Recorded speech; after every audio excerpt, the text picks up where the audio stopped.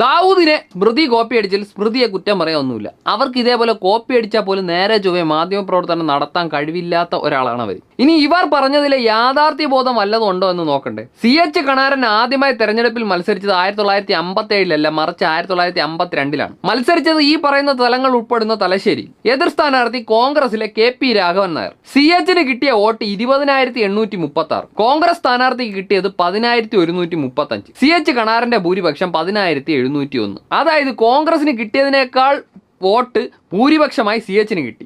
Paul ചെയ്ത വോട്ടിന്റെ 24% CHന് കിട്ടി. അന്നത്തെ കണക്കിൽ കേരളത്തിലെ ഏറ്റവും വലിയ ഭൂരിപക്ഷം. അങ്ങനെ കമ്മ്യൂണിസ്റ്റ് പാർട്ടി ജയിക്കുന്ന സ്ഥലത്ത് തോൽവി ഭയന്ന് ജാതി കാർഡ് ഇറക്കി എന്നൊക്കെ പറയുന്ന സ്മൃതി പരുത്തിക്കാടിന്റെയും ദാവൂദിന്റെയൊക്കെ തലച്ചോറ് സത്യത്തിൽ പഠന വിധേയമാക്കണം. 1957 മത്സരിക്കാൻ എത്തുമ്പോൾ മലബാറിലെ തന്നെ ഏറ്റവും തലയെടുപ്പുള്ള നേതാവാണ് CH കണാരൻ. ആ CHനെ കുറിച്ച് പറയുന്ന സ്മൃതിയൊക്കെ കുളിക്കടവിലെ പരദൂഷണ ജേർണലിസം ആയിരിക്കും പഠിച്ചത്.